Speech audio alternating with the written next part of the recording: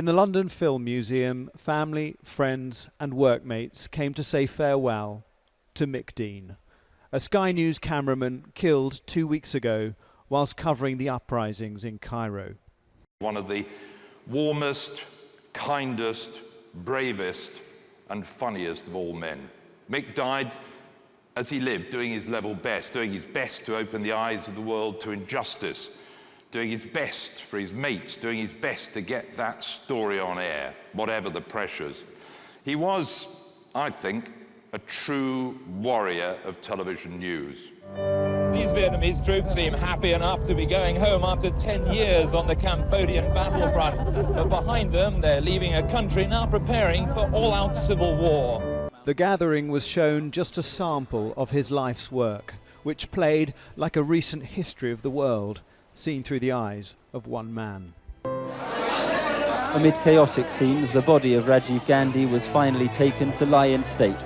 The past 18 months have been among the most turbulent in India's political history. Now this tragedy will only make matters worse. We went undercover to North Korea. It was risky. Journalists weren't welcome in this reclusive state, so we went as teachers. Mick's idea. He put himself down as a geography teacher, and he put me down as a maths teacher, knowing it had been my worst subject at school.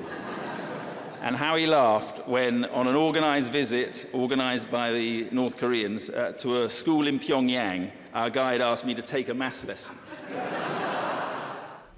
Are you happy with the exposure? Yeah. He was a guiding mentor to so many, but to none more so than his children. If I go like that.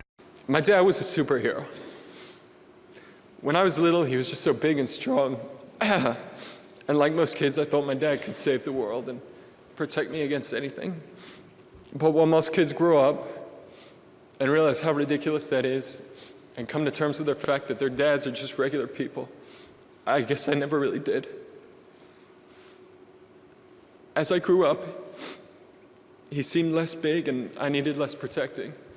But never for a day did I think my dad was regular.